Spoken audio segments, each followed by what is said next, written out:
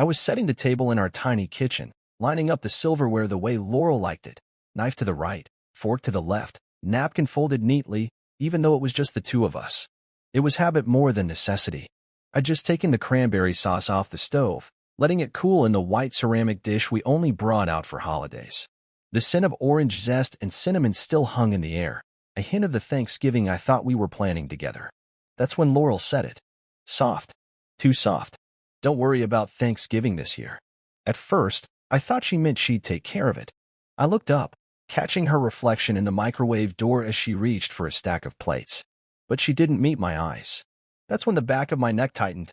Something about the way her voice flattened, like she'd rehearsed it, like she knew it would land wrong. What do you mean?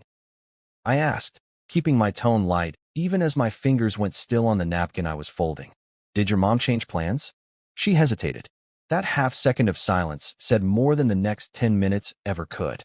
Then it poured out, not like an apology, but like a confession she hoped I'd just nod through. Madeline's bringing her boyfriend this year. It's important, first impressions, you know? And my parents already feel a little anxious about the whole thing. So I figured, maybe, it'd be simpler if you sat this one out. I blinked. Simpler. My voice came out lower than I intended. Laurel winced. I'm not saying you've done anything wrong. I just think it might be better, just for this dinner, if you gave them space. I swallowed. My throat was dry. You mean give him space? Madeline's boyfriend. She nodded, still not looking at me. He's kind of successful. You know, he started a tech company, and my parents wanted to feel nice. Polished. The word rattled around in my chest like a screw in a loose panel. And I'm not. I asked, voice still calm, but there was something sharp under the surface. Because I fix boilers and wear overalls? That's the problem. Laurel finally looked at me. She didn't deny it. It's just one dinner, she said. We've had a hard year. I didn't want to argue about this. But it wasn't just a dinner. It wasn't just a misunderstanding. It was the moment she drew a line and left me on the other side of it. So I'm not invited, I said slowly. She nodded once, like it was nothing. A thick silence fell between us, stretching from the edge of the counter to the chipped floor tile by her feet. I looked around the room, our kitchen. My hands had installed those cabinets. My sweat had paid for that oven. I bled into the calluses on my palms to keep this house standing, month after month.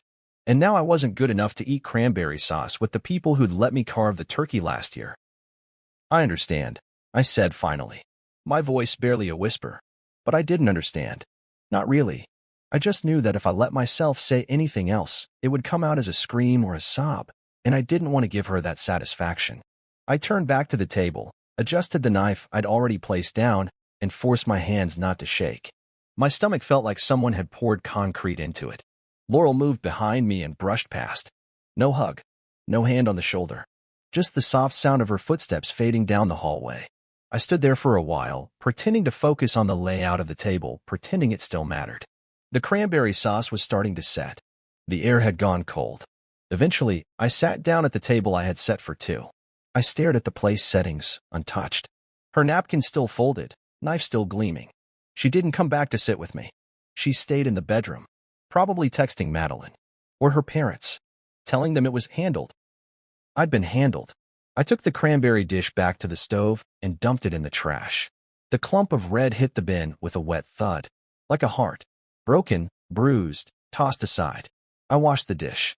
Slowly, methodically, like I was washing away the moment. Later that night, I sat on the porch with a blanket draped over my lap. I watched the wind move through the neighbors' trees. Their windows glowed with soft light, the shadows of people preparing for warmth, for gatherings, for family. I used to be part of that. My phone buzzed once on the table beside me. I didn't check it. Instead, I stared at the stars until my eyes blurred and the night stopped feeling like it was collapsing in on me. She said it was just one dinner. But I knew the truth. It was the first real crack. And once something cracks in silence, it rarely stays quiet for long. The next morning, I laced up my boots like nothing had happened. The leather was stiff from yesterday's rain, and my knuckles were still raw from replacing a leaky water heater in a cramped basement crawl space. But I tied those boots anyway, tight, methodical, and stepped out into a world that hadn't paused for my heartbreak. The van smelled like oil and pine-scented air freshener, the same as always. The same battered clipboard sat on the passenger seat with the day's jobs listed in my handwriting, black ink, block letters, no frills. I turned the key, the engine grumbled to life, and I pretended I wasn't still hearing Laurel's voice in my head. It's just one dinner. I replayed those words like a track I couldn't skip. My wife, the woman I'd built a life with, who once told me she loved the way I could fix anything, now saw me as a source of embarrassment. An eyesore. Something to tuck away for the sake of her family's image. And yet, I still went to work. Because what else could I do? I couldn't afford to fall apart. My first call was Mrs. Ortega's apartment on West Bend. 3rd floor, radiator leaking. She always wore the same floral robe and offered me instant coffee in a chipped mug that read, "World's okayest grandma." I didn't have it in me to smile today, but I nodded politely when she offered. "You look tired," she said as I crouched beside the radiator. "Laurel keeping you busy with holiday plans?" I stared at the valve, hands working with automatic rhythm. "Tighten, seal, wipe?" "Something like that," I mumbled. Mrs. Ortega was sharp. She didn't press, but she gave me a longer than usual look before turning back to her knitting. I envied that silence. Not the absence of sound, but the absence of judgment. She didn't care what I wore, what I did for a living. I was the man who made the heat come back. That was enough. Next stop was a rental duplex over on Maple Lane. Leaky faucet. No one home, just a key in a lockbox and a note on the counter. "Fix what you can, leave an invoice." I welcomed the solitude. Tools don't care if your wife's ashamed of you. Wrenches don't whisper behind your back. The moment I slipped under that sink, it was just me, the drip drip drip of corrosion, and the metal that needed something from me. And for a while, I let myself disappear into that. I didn't eat lunch. Appetite was gone. I just sipped lukewarm coffee from my thermos and watched the November sky shift from gray to grayer. I didn't call anyone. Didn't tell Tarek, though I probably should have. He would have listened. Hell, he probably would have shown up with a six-pack, and that way he has of making even the worst days feel less like the end of the world. But I stayed quiet. Pride kept my throat closed. Or maybe it was shame. Because that's the thing, isn't it? You can be the hardest working man in the room, put in your years, keep your promises, and still end up the punchline in someone else's story. I got home a little after 6. The lights were off. Laurel wasn't back yet. I thought maybe she'd left a note, a text, something. But my phone was dry, the counter was bare, and the cranberry-stained dish I'd washed the night before still sat untouched by the sink. I didn't bother heating anything up, just grabbed a beer and sank into the recliner. Out of habit, I pulled up Instagram. I should have known better. There she was. Laurel, draped in a maroon sweater, hair curled just enough, standing between her sister and her mother like they were cast members in some perfect holiday commercial. Matching smiles, matching sweaters, wine glasses raised like a toast to everything I wasn't part of. My eyes darted to the caption before I could stop myself. Family is everything. The words hit harder than they should have, like I was reading an obituary for a life I thought I still had. I zoomed in, looked at every face. My seat was empty. My name wasn't tagged. Like I'd been erased and no one noticed. Or worse, no one cared. I laughed. A short, bitter sound. Not from humor, but from disbelief. Because I'd spent the day patching up strangers' homes while mine quietly collapsed. I sat in that chair, alone, the glow of the phone screen washing over me like cold moonlight. I should have texted her. I should have demanded answers. But instead, I just stared at the image, and something inside me shifted. Not rage. Not sorrow. Just a quiet awareness. A clarity. I wasn't family. Not to her. Not anymore. And maybe I never really had been. I set the phone down and leaned back in the chair, the springs creaking under my weight. I looked around the living room, at all the small things we'd built together. Picture frames, paint swatches, that ugly ceramic owl Laurel had insisted on putting on the bookshelf. They felt foreign now, like museum pieces from a life someone else had lived. I felt like a guest in my own home. The beer went warm in my hand. I didn't finish it. Instead, I went to the garage. I flipped on the light and stood among the tools and shelves, the smell of sawdust and oil greeting me like an old friend. Here, I was something. Useful. Capable. Needed. I picked up a socket wrench and turned it over in my hand, feeling its weight. Its purpose. You'd think after 12 years in HVAC, I'd be numb to judgment.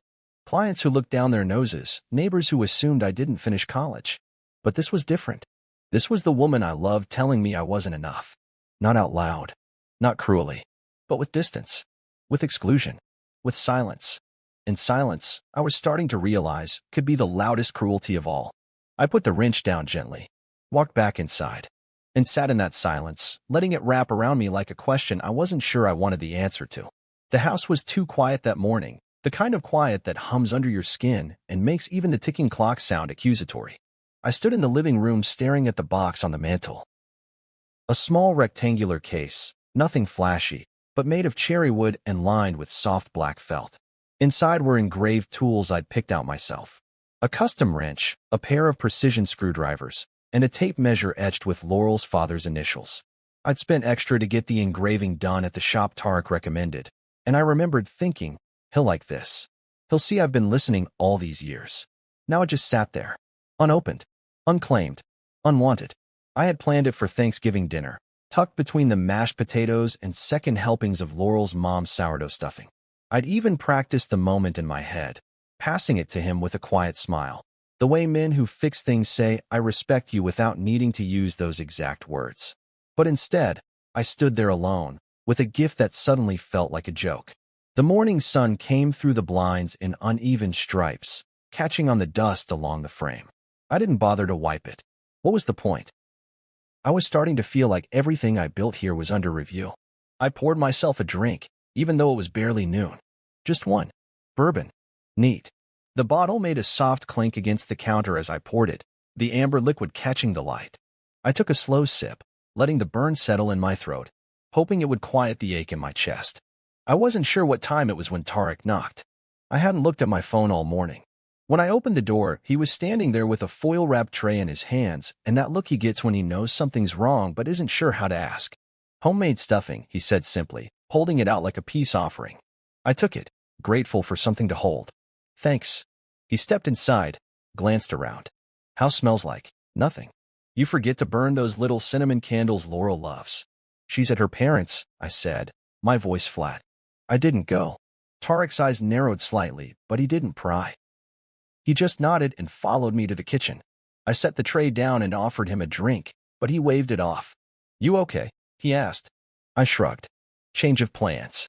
He leaned against the counter, arms crossed. "She didn't invite you?" Silence. That was enough answer for him. He nodded again, slower this time, jaw tightening just a little. "She say why?" I gave a short laugh, more air than sound. "She didn't want me embarrassing her. Because of my job." Tarek's eyes darkened. "She actually said that?"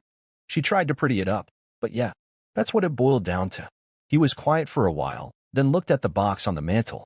"That for her old man?" "Was." "Damn," he muttered. Then after a pause, "You gonna let her get away with that?" I looked at him, and for a moment I didn't know how to answer. Part of me wanted to rage, to storm into that house and throw the box onto their perfectly set dinner table and shout all the things I'd swallowed. But another part of me, maybe the bigger part, was just tired. Tired of earning a seat at a table I helped pay for. Tired of being proud in private but pitted in public. "I'm not gonna fight for a seat at a table where I'm not wanted," I said quietly. "That's not pride. That's desperation." Tarek gave a short nod, something close to approval in his eyes. He clapped my shoulder and didn't say much else. That's why I trusted him. He didn't try to patch it with cliches or shove advice down my throat. He just stood there with me in the silence as the day passed. After he left, I sat on the couch and scrolled through my phone. More photos had gone up. Laurel's family smiling, toasting, laughing. Madeline perched next to a clean-cut guy in a blazer. I assumed that was the new boyfriend, the one worth polishing the table for. I wasn't even a shadow in the background. No mention, no trace. "Family is everything," one caption read. It wasn't just a line anymore. It was a boundary I'd been pushed outside of. Later that night, I reheated a plate of stuffing, Tarek stuffing, and sat at the dining table alone. No centerpiece, no wine, just me and the hum of the refrigerator. I ate slowly, not because I was savoring it, but because eating felt like an act of rebellion. A quiet one. I thought about the first Thanksgiving I'd spent with Laurel's family. Her dad handed me a beer and talked about classic cars for an hour. Her mom kept sneaking me extra portions. Back then, I was the novelty, the working man with calloused hands and big dreams. Laurel liked that version of me, said it made her feel grounded. But dreams don't always become degrees, and hands that fix things don't fit in with linen napkins and wine pairings. After dinner, I cleaned the plate, dried it, and set it in the rack. Then I walked back to the mantel, picked up the box, and opened it. The tools gleamed under the lamplight. Still beautiful, still useful, still mine. I thought about leaving it on their doorstep, letting the gift speak for me. But no, that felt too much like a question, and I wasn't in the business of asking for approval anymore. Instead, I left it where it was, a symbol, a silent reminder, not of the invitation I didn't get, but of the man I still was, even when no one saw me, even when the table was empty, even when the cranberry sauce never made it to the plate. 3 days after Thanksgiving, I found myself wedged between a half-assembled ceiling fan and the plaster of a condo ceiling downtown, sweating through my uniform despite the November chill outside. The job wasn't complicated, but it was time-consuming. Install the new fan, rewire the junction box, make sure the remote syncs, test the settings. A standard request from a client who was never home during the day, according to the building supervisor. So I let myself in, toolbox in hand, and got to work in silence. There's a kind of peace that comes with routine. My mind still buzzed from everything that had happened. The box still sitting unopened on the mantel, the silence from Laurel, the growing weight of rejection that curled tighter each night around my chest. But up there on the ladder, my world narrowed to screws and wires. I didn't have to think about image or embarrassment or the ghost of a Thanksgiving table I wasn't welcome at. I just had to finish the damn fan. The front door creaked open behind me. At first, I figured it was the building manager stopping in to check progress. I didn't turn. I just kept working, the screwdriver in my hand clicking gently as I tightened the final blade into place. But then I heard it. Her voice. I think this is the one with the skyline view. Madeline. I froze. Just for a second. Not enough to be obvious, just long enough for the hair on the back of my neck to stand up. Then came another voice. Deeper. Confident. A tone I hadn't heard in years but recognized instantly. Sterling. I turned slowly, still perched on the ladder, heart suddenly pounding. Not with fear, but disbelief. There he was, taller than I remembered, maybe leaner, with a smoothed-out charm that reeked of money and performance. Tailored coat, leather shoes, a gold watch peeking from under his sleeve. He was playing the part, and he played it well. But I knew the truth under all that polish. I climbed down, wiping my hands on a rag from my pocket, and looked straight at him. Sterling. He was mid-laugh when I said his name. The sound cut off abruptly. He turned toward me like someone caught peeking through a window. Madeline blinked. You two know each other? I saw it then. How her hand slid just slightly from his arm. How she turned fully toward me like maybe she didn't want to miss what was about to unfold. Sterling recovered quickly. He smiled. That same oily smile I'd seen behind the Tin Griddle's kitchen 5 years ago. Yeah, he said with a casual chuckle. You fixed the fryer, right? I didn't smile back. I also helped file the report after you got caught skimming cash and harassing 2 of the waitresses. Madeline's eyes widened. Sterling let out a short laugh, one that was clearly meant to wave everything away like it was a joke from the past. Come on, man. That was forever ago. We were all just kids. I stepped closer, folding the rag in my hand like I was wiping something invisible off my palm. You were 28. And you weren't just fired, you were banned from half the restaurants in that zip code. I know because I was there when the owner made the calls. He looked at Madeline now, his voice dropping. It's not how it sounds. But it was. And I could see in her face that something inside her had shifted, just like it had in me a few days earlier when Laurel said I embarrassed her. You're the new boyfriend? I asked, keeping my tone neutral. The tech entrepreneur? He stiffened. I run a startup now. Clean slate. People grow. Sure, I said quietly. But you don't grow character out of nowhere. I turned back to my toolbox, snapping it. I paused in the doorway but didn't turn. Why didn't you say anything before? She asked, her voice uncertain now. At dinner? Why didn't you tell us? I almost laughed. Because I wasn't invited. And then I walked out. Back in the van.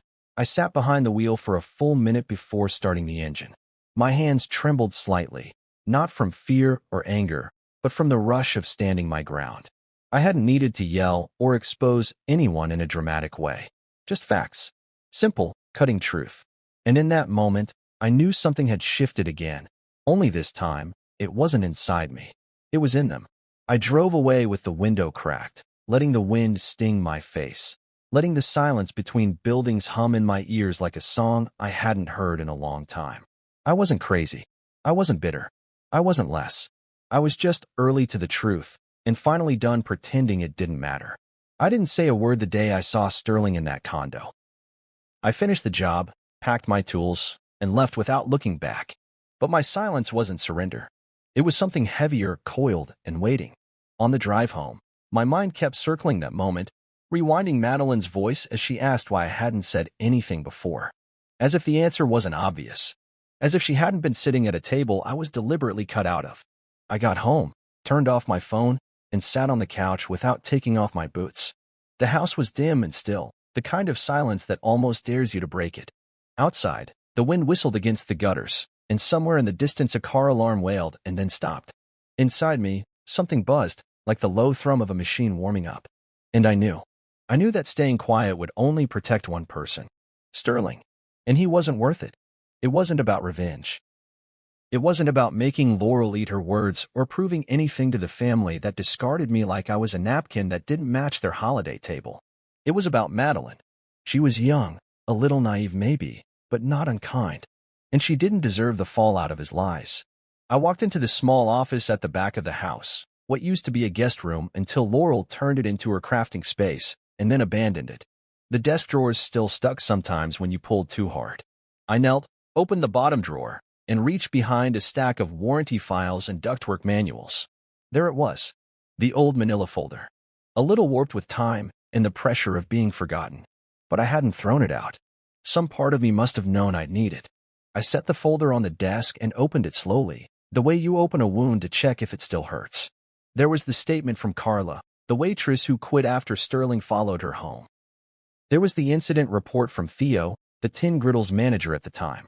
His handwriting was sharp and angry, still legible despite the grease stains and faded ink. And then there was my own note, the testimony I gave when I helped them submit the report to the local business bureau. Back then, I thought it would make a difference. That maybe Sterling would face real consequences. But predators have a way of wriggling through the cracks, especially the charming ones. The ones who dress better than they behave. I gathered the documents, copied them neatly on the printer, and sealed them in a fresh envelope. No return address, no note, just facts. And then I mailed it. Addressed it to Laurel's parents, first and last name. Not to shame them, to inform them. Because if they were going to choose their daughter's partners based on pedigree, they needed to know what they were really inviting into the family. 2 days passed. Laurel didn't call. Madeline didn't text. But the silence had changed. It wasn't heavy anymore. It was anticipation, stretched taut like a cable about to snap. I went to work as usual. Checked heaters. Cleaned out vent systems. One client had a crying toddler the entire time I was replacing her thermostat, and even that didn't rattle me. My hands were steady now, like they remembered who they belonged to. That night, I poured myself a drink and watched the light from the street lamp outside crawl across the living room wall. I thought about how many nights I'd sat in this same spot, wondering if I was doing enough, if I was enough. But now I just waited. The fallout came quietly. I overheard it first through Tarek, who showed up unannounced Saturday morning with a tray of coffee and a question in his eyes. "You hear about that guy Madeline's seeing?" he asked, setting the cups down like a dealer laying out his hand. I raised an eyebrow. "No. What about him? Let's just say your name came up at a very awkward brunch." I chuckled. "They opened the envelope?" "Oh, they opened it. And apparently, Sterling had a meltdown trying to explain it all away. Claimed you had it out for him. Said you were bitter. Was I?" Tarek grinned. "Does it matter? You weren't lying." "No, I wasn't. And that's what mattered most. In a world where everyone was fighting to look right, I had chosen to be right. Quietly, cleanly, without screaming." Later that evening, I sat with that thought and poured myself another glass, just one. I wasn't celebrating. I wasn't gloating. But for the first time in weeks, my chest didn't feel like it was cracking open. I didn't do this for recognition. I did it because someone had to. I did it because the truth matters, even when it's inconvenient. Even when it makes people uncomfortable. Especially then. I imagined the scene in their house when the envelope was opened. Laurel's mother gasping, her father turning red, Madeline reading through each sheet like her heartbeat was tied to the words. I imagined Sterling pacing, trying to rewrite his past with well-oiled lies. But lies lose their power in the presence of receipts. I looked over at the box still sitting on the mantel. Still unopened. Still waiting. But I wasn't. The truth had been uncorked. And now, it was pouring everywhere it needed to go. It was a quiet Sunday morning, the kind that used to mean pancakes and coffee with Laurel, back before everything we were got boiled down to silence and selective invitations. I just finished my second cup of black coffee and was flipping through a repair catalog I didn't need when I heard it. The knock. Not gentle. Not hesitant. No, this knock had weight. Rhythm. Anger. I rose slowly, coffee mug still in hand, and crossed the living room toward the door, already sensing what I'd find on the other side. Something in the air had shifted all week. The calm before a storm you knew was coming because you'd lit the fuse yourself. And now it had arrived. Right on time. I opened the door. There they were. Laurel, her arms crossed, face drawn tight. Madeline, cheeks blotched red, tears burning the edges of her eyes. And behind them, Laurel's parents. Her mother holding the envelope with trembling fingers like it was radioactive. Her father, stiff and silent, face unreadable but jaw clenched hard enough to split brick. Sterling wasn't with them. That told me everything I needed to know. Madeline was the first to speak. "Did you send this?" she asked, holding the envelope up like an accusation. I didn't answer immediately. I just looked at her, really looked. Her makeup was smudged like she'd cried all night. Her posture wavered between confrontation and collapse. She wasn't furious. Not really. She was shattered, and part of me ached for her. But the rest of me stayed still. Laurel's mother stepped forward, her voice softer. "Please, just tell us the truth." I nodded slowly. "Yes," I said. "I sent it." Madeline's lip trembled. "Why would you do that? Why would you try to ruin?" "I didn't ruin anything," I said, stepping back and holding the door open wider. "I just told you what no one else would." Laurel was staring at me now, mouth slightly open, like she hadn't expected me to be so calm. Or maybe she thought guilt would make me crumble. But I was done being ashamed for telling the truth. They filed into the living room one by one, hesitantly, like entering the scene of a crime. I closed the door behind them and leaned against it, arms folded. Laurel's father finally spoke. "You had no right." I looked him dead in the eyes. "No right to what? Share verified statements? Share documentation of who your daughter was about to marry? The man you defended while calling me an embarrassment." He blinked, caught off guard. Madeline's voice cracked. "You didn't even talk to me." "You didn't talk to me," I said, sharper than I intended. "You were too busy polishing him like some trophy. None of you wanted to hear anything from me unless I had a wrench in my hand or a checkbook out." Laurel stepped forward now. "You humiliated us." That stopped me cold. I took a deep breath, slow and deliberate. Then I walked toward her, meeting her eyes. "No, Laurel, you humiliated me. When you told me not to come to dinner because of my job. When you decided my presence would embarrass your family." She flinched, and for once, didn't have a comeback. "I sat in this house alone on Thanksgiving," I continued, "with a boxed gift I spent time and money on for your father. And you were out there posting pictures with captions like, 'Family is everything.' Well, here's a reminder, you left out one piece of that family. The one that would have protected your sister before it got this far." Madeline sank into the armchair, hands trembling in her lap. "I thought he loved me," she whispered. I softened my tone. "I believe he pretended to. He's good at that. But you're not the first person he's used, and you wouldn't have been the last. At least now, you have a chance to choose something better." Her mother looked down at the envelope again. All of this is true?" I nodded. "Nothing in there is exaggerated. I was there. I saw what he did. I helped file the report because no one else would." The room was still. The kind of stillness that happens after an earthquake, when everything's still standing but shifted, cracked at the foundation. Laurel crossed her arms tightly across her chest. "You still should have talked to me first." I shook my head. "You made it clear I didn't have a voice in this family anymore. You decided that the person who wears overalls for a living didn't belong at your table. So I stopped knocking." Laurel's father finally sat down on the edge of the sofa, sighing like the weight of the revelation was finally landing. He was using Madeline's name, he said, mostly to himself, on fake companies. She signed some documents. Legal exposure could be serious. I watched as the tension rippled across their faces. Regret, confusion, guilt. A cocktail I'd swallowed too many times myself. But I didn't gloat. I didn't say, "I told you so." I just stood there quietly and let the truth settle like dust after a demolition. Laurel turned to me again. "Why now? Why not just let it be?" I walked over to the mantel and picked up the box, still unopened, still pristine. "I was going to give this to your dad," I said. because I thought maybe after all these years, he saw me. Not the job, not the clothes. Me. I opened it and held it out toward her father, who looked at it with a conflicted gaze. I'm not asking for thanks. I'm just showing you what I had planned before I became a liability to your family photo. He didn't take the box. Instead, he looked up and said, I should have known better. I closed the lid. Madeline stood, slowly. I need to go, she said quietly. I need to think.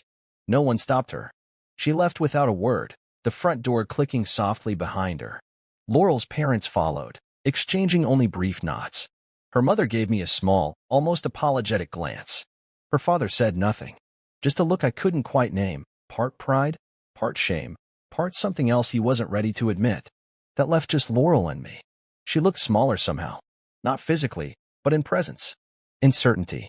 I was trying to protect us, she said softly. No, I replied. You were trying to protect your image. You just didn't think I was worth being proud of. She looked away, and for the first time since Thanksgiving, I felt something break free inside me, not rage, not sadness. Relief. I had spoken my truth, and there was nothing left for her to hold over me. I didn't expect to see Madeline again so soon, but 3 days later she was standing on my porch, coat wrapped tight around her, eyes hollow like they hadn't found rest in days. She didn't knock this time. She just stood there after ringing the bell once, holding herself like someone who'd been through a fire and wasn't sure whether she'd survived it or not. I opened the door and stepped aside without a word, and she walked in like she didn't remember how. She sat on the couch, still in her coat, still clutching her phone like it was the only thing tethering her to the moment. I didn't ask if she wanted tea. I just made it chamomile, 2 sugars, because I remembered, and placed the cup in front of her. She didn't touch it right away. The silence stretched between us until finally she said, he emptied my account. Her voice was so soft it barely registered, but I heard it, and it cut deeper than I expected. I sat across from her and waited.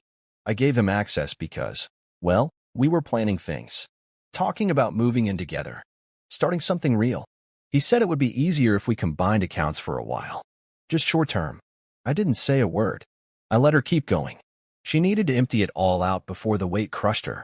He transferred out everything last night. Even some of the money I'd stashed from tutoring gigs back in college.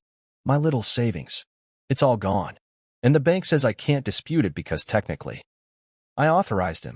She looked up at me then, and her eyes, red-rimmed and swollen, held none of the bright sparkle they used to have. They were heavy now. A little older. A little wiser. I was so sure I knew who he was, she whispered. He was smart. Charming. The kind of guy who never needed to raise his voice to win an argument. I thought he was polished. That word again. Polished.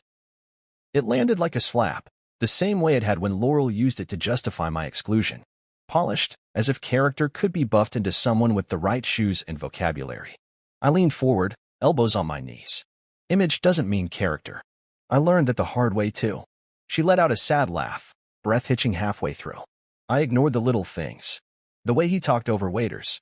The way he'd make fun of people who worked at call centers. He once told me that you could tell everything about someone by what they wear to work. I thought he was just being funny. He wasn't, I said gently. He was telling you exactly who he is. She looked at the tea, finally picking it up and cupping it with both hands like she needed the warmth. Why didn't you say anything before? I wasn't invited, I said quietly. And I figured even if I had said something, no one would have believed me. Or worse, they'd think I was jealous. Bitter. But you kept those reports. You remembered everything. I nodded. I couldn't forget it. Not because of what he did to me, but because of what he did to others. And I knew someone else would get hurt eventually. Madeline wiped her eyes with her sleeve. I should have known. Everyone kept praising him. Even Mom and Dad. They said he was a great catch and exactly what our family needs. It made me feel like I was finally doing something right. I let that sit in the room a moment, because it wasn't just about Sterling. It was about the unspoken expectations that had been baked into their family dinners for years. The hunger for appearances. The need to be impressive, not real. I'd felt it myself every time Laurel straightened my tie a little too tightly or corrected how I pronounced something before we walked into her parents' house. You weren't doing something wrong, I said carefully. You were doing what you thought love looked like. And you're not the first person to be fooled by a clean suit and a good smile. Madeline stared down at the tea, lips pressed tight, then whispered, he proposed. That night, after dinner. Said he bought a ring. that he wanted to take me to Paris in the spring. And you said. I told him I needed to think. He didn't like that. Got quiet. Then cold. Then left. The betrayal in her voice wasn't just about the money or the lies. It was about the realization that she'd mistaken control for love and charm for character. And that realization stung the most. I reached behind me and pulled the box from the mantel, the one with the engraved tools I never got to give her father. I set it on the table, not opening it, just letting it sit there. I was going to give this to your dad on Thanksgiving, I said. But I guess the day went a little off script. She smiled weakly. Yeah, just a bit. I opened the lid slowly. She leaned forward, eyes tracing each item. The wrench, the screwdrivers, the tape measure etched with Mr. Barrow's initials. This, I said, was a reminder that the people who build and fix things with their hands have value. Even if they don't wear suits. Even if their names don't show up in Forbes. Madeline looked up at me, something flickering behind her eyes. You knew all along, didn't you? About how our family sees people like you. I didn't answer right away. I didn't have to. She already knew. I'm sorry, she said after a long pause. For not inviting you. For letting them make you feel small. I took a sip of my own coffee and gave a faint nod. It's not your apology to make. But I appreciate it anyway. She finished her tea in silence, and for a while, we just sat there, two people who'd been cracked open by different wounds, but found something honest in the aftermath. Not repair, maybe, but understanding. Before she left, Madeline stood and turned to me at the door. I'm not sure what happens next, she said. You don't have to, I replied. Just make sure whatever it is, it's real. She nodded, hugged me once, quick and tight, and then disappeared into the soft gray afternoon. I stood in the doorway for a moment longer, watching the empty street, listening to the wind through the trees. The house behind me was still quiet, but it didn't feel lonely. It felt honest. And that, finally, was enough. Laurel came back 2 nights later. Not with a knock this time, but with the quiet turn of her key in the lock, still hers, I guess, though I hadn't decided what to do about that yet. I heard the door open from the kitchen. The same door she'd walked out of weeks ago with nothing but a flippant, just one dinner, and a shrug that echoed louder than any scream. I didn't turn. I was at the sink, rinsing the last of the dinner plates, the water running hot, the steam curling up in front of my face. I'd cooked again for myself that night, steak, roasted potatoes, a little salad. No company. No pretense. Just me. The kind of meal a man makes when he's tired of pretending his worth is tied to someone else's schedule. Her heels clicked across the hardwood, slow, uncertain. She hovered behind me for a moment, then spoke. You cooked. I didn't answer. She stepped closer. It smells good. I shut the faucet off, dried my hands slowly, turned around. She looked tired. Not messy, not disheveled. Laurel never let herself. Was gone from the mantel. Replaced by a small framed quote I liked. Be the one who fixes, not the one who flees. I hadn't planned for symbolism. It just felt right. I needed to talk to you, she said finally. I pulled out a chair and sat her down, so talk. She stood across from me, arms crossed, and for a moment I could see the walls going back up, the defensive tilt of her chin, the narrowing of her eyes. But then something shifted. Her shoulders dropped. And she sat too. I made a mistake, she said. I didn't respond. I thought I was protecting us, she continued. I thought if everything went smoothly, if my parents liked Sterling, if Madeline was happy, it would somehow reflect better on all of us. That's what they care about, impressions, first looks, image. I raised an eyebrow. And where did I fit in that image? She looked down at her hands. I didn't think you would understand. You mean, I wouldn't agree. Her silence confirmed it. You decided I didn't belong, I said. You decided that my job, my clothes, my life, everything we've built together, wasn't polished enough for one dinner. You said it like it was no big deal. Just one dinner. Like it wouldn't leave a mark. She looked at me then, really looked. I didn't know how much it would hurt you. No, I said. You didn't care how much it would hurt me. That landed. Her face fell, and for the first time in years, she didn't look like the woman who always had a rebuttal waiting. She looked like someone reckoning with the cost of her choices. You weren't just embarrassed by me, I added. You were ashamed. And you didn't even try to hide it. You just packaged it in soft words and expected me to understand. I was scared, she said, her voice low. Of what? That I'd talk too loud over dinner? That I'd mention I replaced a water heater last week instead of closing a deal on a startup? No, she said, shaking her head. I was scared that maybe I'd start to believe what they said about you. That you weren't good enough. I blinked. That hit differently. That wasn't a surface scratch. That was a confession down to the bone. And now? I asked. What do you believe now? She stared at me, eyes shining. I believe I was wrong. I believe I let their voices drown out the only one that mattered. I leaned back in the chair. I didn't speak. I let her sit with that. I saw Madeline yesterday, she said. She's still shaking from it all. Said you were kind. Said you didn't gloat. I wasn't interested in revenge, I said quietly. Just the truth. She nodded. And you handled it better than any of us deserved. There it was, the soft edge of admiration, tinged with guilt. The kind that comes too late. She reached into her purse and pulled out a small envelope, slid it across the table. I didn't touch it. What is it? A note, she said. From my father. He wanted me to give it to you. I raised an eyebrow. Can he give it to me himself? He's embarrassed. I nodded slowly. Now he knows how it feels. She didn't argue. I tapped the envelope with my finger but didn't open it. Instead, I looked at her. What do you want, Laurel? She didn't speak right away. Her lips trembled once, like she wasn't sure how much truth her mouth could handle. I want us, she said at last. I want to try again. I want to fix this. I let out a breath. Not a sigh. Not anger. Just a long, tired breath from somewhere deep inside me. Thanksgiving already passed, I said. And so did my patience. Her eyes shimmered. You're saying no? I'm saying you left, I said. You left without even looking back. You told me, in every unspoken word, that I wasn't worthy of a seat at your table. Now you want to come back and sit at mine.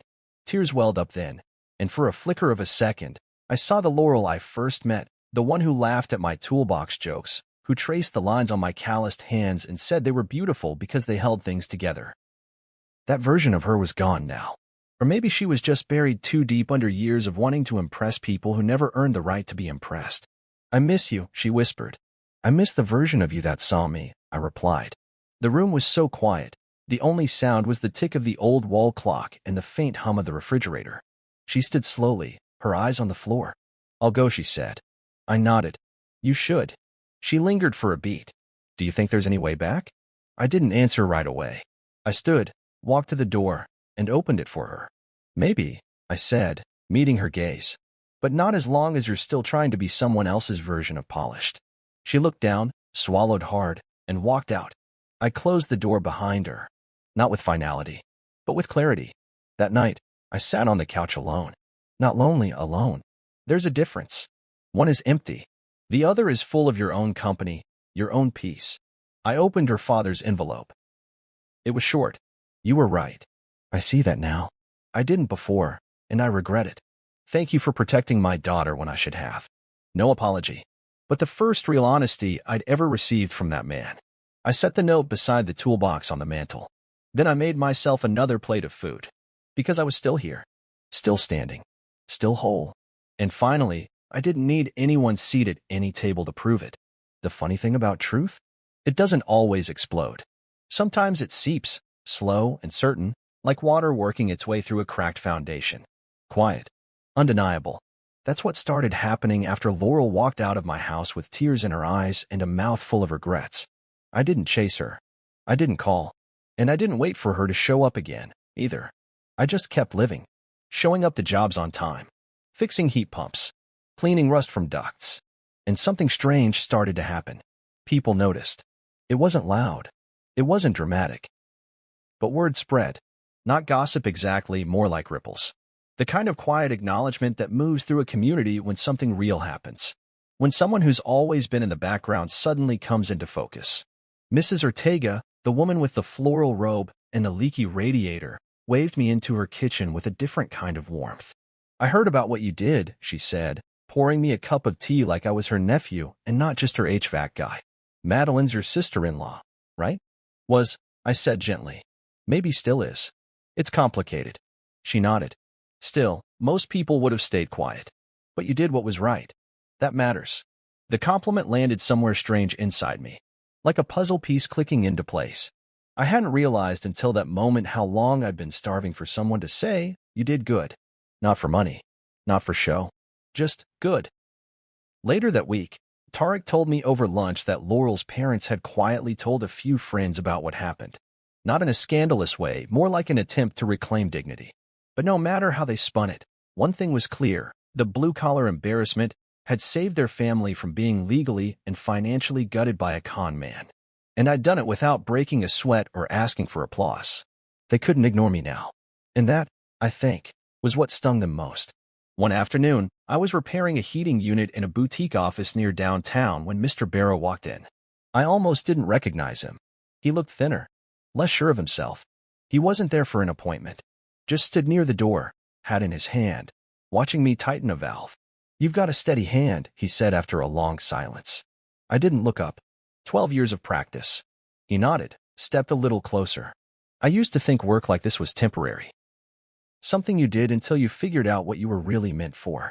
I paused, straightened up, and wiped my hands on a rag. "And now," he looked me in the eye, "now I think the men who do this kind of work are the only ones keeping the world upright." There was no grand apology, no speech, but that sentence? That was enough. He reached into his coat pocket, pulled out a small, white envelope. "Just a little something. Not money," he added quickly, almost embarrassed. "Just a letter. From me and Teresa." I hesitated, then took it, slipped it into my back pocket without looking at it. I wasn't ready yet. I needed to stay grounded, needed to finish the job. "I should have said something sooner," he murmured. "You did," I said, "just not with words." He gave me a small, tight smile. "We're hosting Christmas Eve this year, if you want a seat." "I already have plans," I replied. He nodded again, this time slower. I figured. "Still, you're always welcome. Whether Laurel's there or not." I didn't answer. Just returned to my work, the hiss of the valve the only sound in the room. That night, back home, I opened the envelope. It was a short letter. 2 paragraphs. No flowery language. No excuses. Just the kind of quiet acknowledgement that says, "We see you now." I folded it carefully and tucked it into the same drawer as the reports on Sterling. Not for gloating. For remembering. Because memory matters. The next morning, I opened my front door to find a small tin on the porch. Sugar cookies. I recognized the handwriting on the attached note, "Laurel's mother." For the man who saved more than just a holiday. Thank you. It was a kind gesture. And maybe, in another life, I would have eaten them with a little smile and a flicker of hope. Instead, I brought them to Mrs. Webb next door. She loved cookies. And she still asked about my well-being without any agenda. Then came the calls. Not from Laurel. From people I didn't expect. A man named Greg whose furnace I repaired last winter. He said he'd heard about what I did for Madeline and wondered if I'd consider consulting for a safety inspection initiative he was organizing for low-income homes in the area. "People like you," he said. "They trust you. You show up. You do things right." I said yes.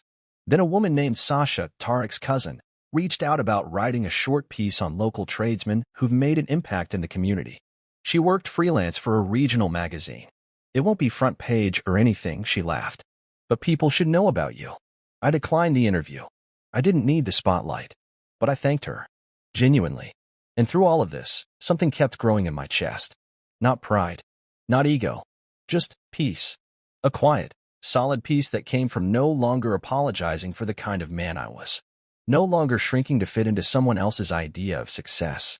Laurel didn't reach out again. Maybe she sensed the door had closed. Maybe she was waiting for the right words and never found them. I didn't know. I didn't check her socials. I didn't ask around. Because I'd stopped needing her version of validation. Instead, I spent my evenings with people who saw me clearly. Tarek and his wife Rena, who invited me over for dinners that always ended with laughter and leftovers. Mrs. Webb, who made me promise to fix her Christmas lights in exchange for homemade gingerbread. Madeline, who sent me a card with a simple message, "Still healing. Still grateful. Thank you." They filled the space Laurel used to occupy. Not with drama. With sincerity. With presence. One day, I walked into the hardware store and overheard 2 men at the register talking about the guy who exposed that scammer. One of them said, "Didn't even make a scene. Just sent an envelope. Class act." I didn't say anything. I didn't interrupt. I just paid for my screws and left. But as I got in my van, I caught my reflection in the side mirror. And for the first time in months, I didn't see the man who was left off the guest list. I saw the man they now whispered about with respect. From embarrassment to envy. Not because I changed, but because I finally stopped apologizing for who I was. And the world adjusted its gaze. I didn't sit at the Barrows table that Christmas. Not because I wasn't invited, I was. In fact, Laurel's father called me personally 3 days before and extended a polite, almost formal invitation. "We'll have your seat ready," he'd said, like the gesture would erase everything that came before. I thanked him, calmly, and declined. Not out of spite. Just clarity. Because this time, I wasn't begging for a seat. I was building my own table. The morning of Christmas Eve, I woke up early to the sound of freezing rain tapping against the windows. The whole neighborhood was quiet, blanketed in a thin layer of white. I brewed my coffee, buttered 2 slices of toast, and sat at the kitchen table I'd refinished myself over the summer. Smooth oak. Honest work. It had become my favorite place in the house, not because of what sat on it, but because of what it represented: patience, craft, and the kind of peace you earn, not buy. By noon, the roast was slow cooking in the oven. The scent of rosemary, garlic, and something faintly sweet, maybe cloves from the glaze, wrapped itself around the house like a welcome hug. The table was already set. Nothing fancy. Just clean, neat, with hand-folded napkins and a mix of plates I'd picked up over the years. Each one slightly different, but together, they made a table that felt real. Lived in. Like the people coming to sit around it. Tarek arrived first, carrying 2 bottles of red wine and a warm grin. "Damn," he said, taking in the smells and the glow of the fireplace. "I should have put on a tie." "You wear a tie and I'm sending you home," I joked. He laughed and wrapped me in one of those shoulder-clapping hugs men give when they've watched each other survive storms. Rena came next, balancing a pecan pie and a container of rice pilaf. "You cooked everything?" she asked, looking around. I nodded. Figured it was time. "Smells like a magazine in here," she said, smiling as she placed her dish beside the others. Madeline came last. She looked different, stronger. There was still a softness in her voice, but her steps no longer hesitated. She carried a small gift box, which she placed near the mantel, just below the still untouched toolbox I'd left there since Thanksgiving. "Didn't wrap it," she said, shrugging. "Figured you'd understand." "I do," I replied. Dinner wasn't quiet, but it wasn't loud either. It was that sweet spot where stories unfolded without pressure, and laughter came easily. Tarek told a ridiculous story about the time he got stuck in a crawlspace because he insisted on fixing a vent shirtless in summer. Rena rolled her eyes and added that he made her drive him home wrapped in insulation. Madeline shared a memory about their dog growing up, how he used to steal socks, and how Sterling once scolded the dog for it like he was a person. We all laughed, but I saw the glimmer in her eye. The good memories still lived inside her, but they were hers now, not his to poison. I served the roast myself. Carved it right there at the table with the set of knives Laurel had once gifted me back when giving meant something. Each slice was met with murmurs of approval, appreciative nods. Not because I needed the praise, but because I finally believed it when they said, "This is good." There was no seating chart, no pretense. Tarek sat next to Madeline, Rena across from me. The candles flickered soft light onto mismatched plates, and nobody asked what anyone did for a living. We asked how each other was sleeping, what made us laugh lately, whether anyone had tried the new bakery down the block. After dessert, we lingered at the table. The kind of lingering that means no one wants to go home yet. Rena leaned into Tarek's shoulder, full and happy. Madeline stood and began collecting plates, and I moved to help, but she stopped me. "Sit," she said. "You cooked. Let us do this." I watched her and Rena clear the table while Tarek uncorked the second bottle of wine. It hit me then. This was what it was always supposed to feel like. Not pressure, not obligation, just presence. A family of choice, not blood. Built not from invitations or matching sweaters, but from quiet understanding and real care. Later, after the kitchen was clean and the wine was gone, we exchanged small gifts. Tarek handed me a keychain shaped like a miniature wrench. "Figured you could use a symbol of your mighty power," he said with a wink. Madeline's gift was more subtle. A small, hand-bound notebook with a note tucked inside. "For what you fixed that doesn't make a sound." I didn't need anything else. They left just before midnight. Snow was falling again. Quiet. Gentle. I stood at the front door watching their cars disappear into the white. Then I stepped back inside, locked the door, and turned off the porch light. There were still remnants of dinner. Crumbs on the table, glasses with fingerprints, the faint clink of a dish settling in the drying rack. I didn't clean it all right away. I let it stay. Evidence of something real. Something that mattered. I poured myself a final glass of wine and sat near the mantel. The toolbox was still there. The engraved gift for a man who hadn't seen me until it was too late. I didn't regret keeping it. It wasn't a symbol of rejection anymore. It was a reminder that I had always been enough, even when they couldn't see it. My phone buzzed. A message from Laurel. "Merry Christmas. I hope your day was good." I stared at it for a long moment. I thought about replying. Thought about saying it was better than good. But I didn't. I turned off the phone, set it face down. Then I leaned back and looked around the home I'd fought to protect.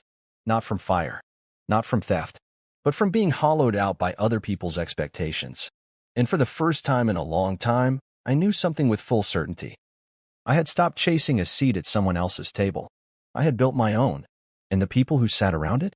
They saw me. Not the uniform. Not the dirt under my nails. Me. That's what mattered. That's what always would.